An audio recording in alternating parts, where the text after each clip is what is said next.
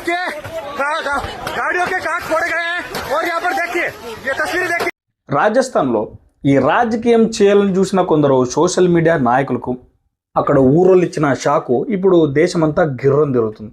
నిజం చెప్పాలంటే 5 పైసల పని లేకుండా కెమెరాలు పట్టుకొని ఊర్ల మీద పడే హంగామా చేసే బ్యాచ్కి అచ్చం దేహశుద్ధి చేసినంత పని అయిపోయింది అనమాట అక్కడ. సో కథ ఏంటో తేటగా చెప్తాను వినండి.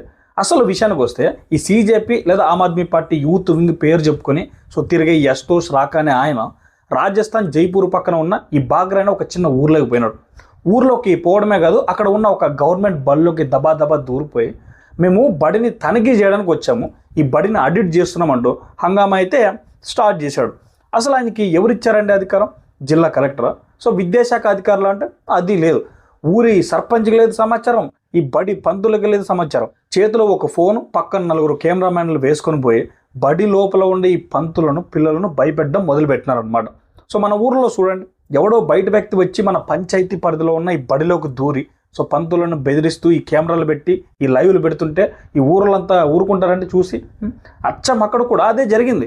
ఊర్లో ఉండే ఈ జనాలు నాయకులు వచ్చి ఎవడ్రా నువ్వు, నీకేం పని ఇక్కడ, కలెక్టర్ అనుకుంటున్నావా లేక ఊరికి ఒక పెద్ద మనిషి అనుకుంటున్నావా అని నిలదీశారనమాట. వీళ్ళు మాత్రం తక్కువ తినకుండా మేము సీజేపీ వాళ్ళం బడులను బాగు చేయడానికి వచ్చామని బిల్డప్ ఇచ్చినారు. దాంతో ఊరోళ్ళకి ఎక్కలేని కోపం వచ్చేసింది అనమాట. ఎందుకంటే మన పల్లెల్లో ఉండే ఈ రచ్చబడ్డ మనస్తత్వం అట్టాంటిది అనమాట. ఊరి మర్యాద కాపాడడానికి తమ పిల్లలు చదివే బడి దగ్గర బయటకు వచ్చి రాజకీయం చేస్తుంటే ఊరోళ్ళు అస్సలు సహించరు. మాట పెరిగి చివరకు ఊర్లో ఉండే పెద్దలు కుర్రాళ్ళు కలిసి ఈ రాకా బ్యాచ్ని ఆ బడి ఆవరణ నుంచి తరిమి కొట్టారనమాట. వాళ్ళు వెనుకేసుకొచ్చిన ఈ కార్ల అద్దాలు పగిలిపోయినాయి. సో చేతిలో ఉన్న ఈ ఫోన్లు కింద పడి పగిలిపోయినాయి కూడా. సో ప్రాణాలు దక్కించుకుంటే చాలరా స్వామి అనుకుంటూ ఆ అశుతోష్ రాకా ఆయన అనుచరులు అక్కడి నుంచి ఊరుకలుగా పరుగుల మీద పారిపోయినారు. ఇక్కడ మనము ఆలోచించాల్సిన ముఖ్యమైన పోలిక ఒకటి ఉందండి. మన ఇంట్లో ఎవరైనా పక్కింటి ఆయన వచ్చి నీ వంటగది సరిగ్గా లేదురా అయ్యా, నీ పెరడు మురికిగా ఉంది అని కెమెరా పెట్టి రికార్డ్ చేస్తే మనం ఊరుకుంటామా? ముందుగా నీ ఇల్లు నువ్వు సరి చేసుకోరా నాయన, ఆ తర్వాత మా ఇంటి కొలతలు వేద్దుగానే అని ఎట్టకారంగా బయటికి పంపుతాం కదా. అచ్చం బగ్రు ఊరి జనాలు కూడా అదే పని చేసినారు. పైగా ఇట్ట ప్రభుత్వం ఉద్యోగులు ఉపాధ్యాయులు పనిచేస్తున్న చోటికి పోయి వాళ్ళ పనికి ఆటంకం కలిగించడం అనేది ఈ భారతీయ న్యాయ సంహిత చట్ట ప్రకారం సో నేరమే అండి. తమని తాము పెద్ద డిస్ట్రిక్ట్ మెజిస్ట్రేటర్ లేదా ఒక ఎడ్యుకేషన్ ఆఫీసర్ అనుకుని తిరిగే ఈ సోషల్ మీడియా నాయకులకు ఊరి జనాలు చట్టం కన్నా ముందే ప్రాక్టికల్గా ఒక గుణపాఠం చెప్తున్నారనమాట. అయితే కథ అక్కడితో అయితే ఆగిపోలేదండి. ఇక్కడ నుంచి పారిపోయి సేఫ్గా మైకులు ఉన్న చోటికి చేరుకున్న తర్వాత మన అశుతోష్ రాకా గారు ఈ విక్టింగ్ కార్డు ప్లే చేయడం స్టార్ట్ చేసినాడు. అంటే తామేదో సమాజాన్ని ఉద్ధరించడానికి పోతే తమ మీద రౌడీలు దాడి చేశారంటూ ఈ ప్రెస్ మీట్ పెట్టి ఏడవడం మొదలుపెట్టారు. మా వాళ్ళు చేతులు విరిగిపోయి మా ఆడవాళ్ళ మీద రాళ్ళు విసిరాళ్ళు కార్లు బగులుగొట్టారు. ఇదంతా రాజస్థాన్ విద్యాశాఖ మంత్రి ఈ మదన్ దిలావర్ చేయించిన కుట్రని ఆరోపణలు చేసిన అనమాట. అంతే కదండి.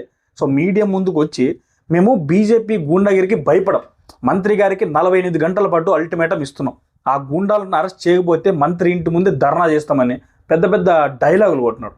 ఈ అల్టిమేటం వింటే మనకు నవ్వు వస్తుందండి. ఎందుకంటే రాజస్థాన్ విద్యాశాఖ మంత్రి ఈ మదన్ దిలావర్ అంటే ఎవరో ఈ రాకా గారికి సరిగ్గా తెలిసినట్టయితే లేదు.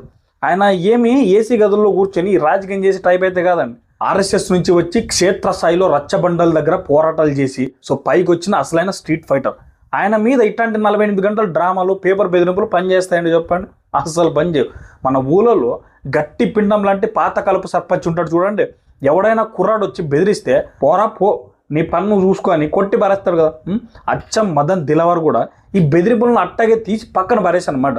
పైగా ఈ మదన్ దిలావర్ దళిత వర్గానికి చెందిన ఒక బలమైన నాయకుడు అనమాట. ఆయన మీద రాజకీయ బురద చల్లాలని చూస్తే అది తిప్పి కొడుతుందని వీళ్ళకి ఇంకా అర్థమైతే కాలేదండి. ఇంకో విశేషం ఏంటంటే ఆ ఊరి పెద్ద మనిషి జుగల్ కిషోర్ శర్మ అనే ఆయన ఈ మీడియా ముందుకు వచ్చి సో కొన్ని మాటలు అయితే చెప్పాడండి. సో ఇవి వింటే నిజం బయటపడింది. ఆ ఊరి పెద్ద మనిషి ఏం చెప్పినాడంటే, అయ్యా మా ఊరి బడికి ఇప్పటికే మా లోకల్ ఎమ్మెల్యే గారు 10 లక్షల రూపాయలు ఫండ్స్ అయితే మంజూరు చేసినారు, పనులు కూడా బాగా జరుగుతున్నాయి. మా ఊరిలో ఈ కాంగ్రెస్ ఉంది, తర్వాత బీజేపీ కూడా ఉంది, మేమంతా కలిసిమెలిసి ఈ ఊరి బడిని బాగా చేసుకుంటున్నాం. మధ్యలో ఈ మూడో పార్టీ ఎవడు, ఈ సీజేపీ ఎవడు, వీడు ఊర్లోకి వచ్చి ఈ వాతావరణం పాడు చేస్తుంటే మా ఊరి జనాలు ఊరుకుంటారండి చెప్పండి? మేము ఏ మూడో పార్టీ మా ఊర్లోకి రానివ్వమని తెగేసి చెప్పినాడు. అంటే చూడండి ఊర్లో ఉండే జనాలు ఎంత తెలివైనలో, తమ ఊరి ప్రశాంతతను పాడు చేయడానికి వచ్చే ఈ పొలిటికల్ గిమిక్కులను వాళ్ళు ఈజీగా పసిగట్టేస్తున్నారు అన్నమాట. ఇక్కడ ఇంకో పెద్ద జోక్ ఏంటంటే వీళ్ళు రాజస్థాన్లో మహారాష్ట్రలో ఉండే ఈ బడుల్లో ఈ లోపల వెతకడానికి అంత దూరం పోతున్నారు కదండి. మరి పంజాబ్లో వాళ్ళ సొంత పార్టీ అధికారంలో ఉంది కదండి. అక్కడ బడుల పరిస్థితి ఏంటి చెప్పండి. పంజాబ్లో ఈ మధ్య పేపర్ లీకేజీలు, టీచర్ ధర్నాలు, బడుల్లో మౌలిక వసతులు లేకపోవడం, అన్నిటికన్నా ముఖ్యంగా ఈ డ్రగ్స్ మాఫియా పంజాబ్ యవనాల్ని నాశనం చేస్తుంటే ఈ రాకా కానీ ఈ సీజేపీ టీం కానీ ఒక్కడైనా నోరు విప్పిందా అండి?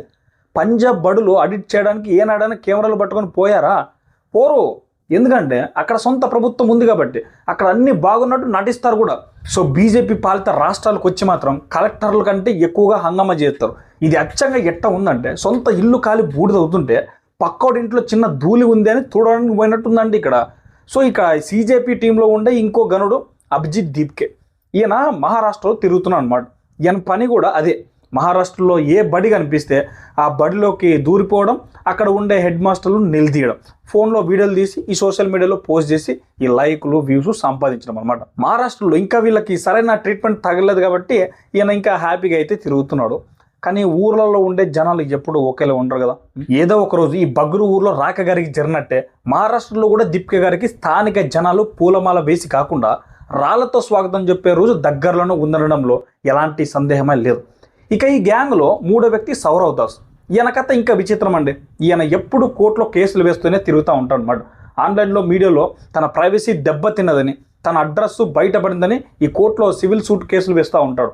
కానీ ఈ ఫన్నీ విషయం ఏంటంటే ఆయన ఈ కోర్టు నోటీసులో ఏ అడ్రస్ అయితే ఇస్తాడో అదే అడ్రస్ని బయట వాళ్ళు ప్రస్తావిస్తే దాన్ని ప్రైవసీ ఉల్లంఘనని గోల్ చేయడం వీళ్ళ స్టైల్ అనమాట. పైగా బయట టాపిక్ ఈ దారి మళ్లించడానికి రకరకాలుగా కూతలు కూసే ఈ సౌరవ్ దాసు సో కోర్టులో వేసే పిటిషన్లో మాత్రం ఆ విషయాలు ఏమీ రాయడు. అంటే ఈ బయట మీడియా ముందు చెప్పే కబుర్లు వేరు, చట్టం ముందు చెప్పే నిజాలు వేరు అనమాట. వీళ్ళంతా కలిసి ఈ డిజిటల్ మీడియాలో హంగామా చేసి తమని తాము ఒక పెద్ద సోషల్ యాక్టివిస్టులుగా ప్రొజెక్ట్ చేసుకోవడానికి సో వీళ్ళు పడే తాపత్రయం అంత ఇంత కాదండి. సో మరోవైపు ఈ కాంగ్రెస్ పార్టీ నాయకుడు రాహుల్ గాంధీ గారు కూడా అండి ఈ ఆమ్ ఆద్మీ పార్టీ సీజేపీ వాళ్ళు కొట్టే డ్రామా పబ్లిసిటీని చూసి సో తట్టుకోలేకపోతుంది అనమాట. ఎందుకంటే రాబోయే రోజుల్లో పంజాబ్ ఎన్నికలు ఉన్నాయి కదండి. రకరకాల రాష్ట్రాలు ఎన్నికలు ఉన్నాయి. మీడియా మైకులు, హెడ్లైట్లు అన్నీ ఈ చిన్న చిన్న గ్యాంగ్లు ఎత్తుకెళ్తుంటే రాహుల్ గాంధీ గారికి నిద్ర అయితే పట్టడం లేదన్నమాట. అందుకే ఆయన కూడా ఈ ఢిల్లీలో పార్లమెంట్ స్ట్రీటు ఈ పోలీస్ స్టేషన్ ముందుకు పోయి ధర్నాకు కూర్చున్నాడు. ఏదో ఈ పిల్లట్ గన్ బాధితుడికి న్యాయం జరగలేదని, ఎఫ్ఐఆర్ నమోదు చేయలేదని అక్కడ డ్రామా అయితే స్టార్ట్ చేశాడు. నిజానికి ఈ పోలీస్ స్టేషన్ ఎఫ్ఐఆర్ నమోదు చేయకపోతే ఈ కోర్టుకి పోయి సిఆర్పిసి 156(3) కింద ఈ ప్రైవేట్ పిటిషన్ వేసి సో ఎఫ్ఐఆర్ వేయించే చట్టపరమైన మార్గం ఉంది కదండి. కానీ చట్టబద్ధమైన మార్గంలో పోతే మీడియా కెమెరాలు రావు కదండి. అదే పోలీస్ స్టేషన్ ముందు కూర్చుంటే టీవీల్లో హెడ్లైన్స్ వస్తాయి. అంటే చూడండి, ఒకవైపు రాహుల్ గాంధీ, ఇంకోవైపు ఆమ్ ఆద్మీ పార్టీ, తర్వాత సీజేపీ గ్యాంగ్, వీళ్ళంతా మీడియా అటెన్షన్ కోసం ఒకరినొకరు నెట్టుకుంటూ డ్రామాలు చేస్తూ ఉన్నారు.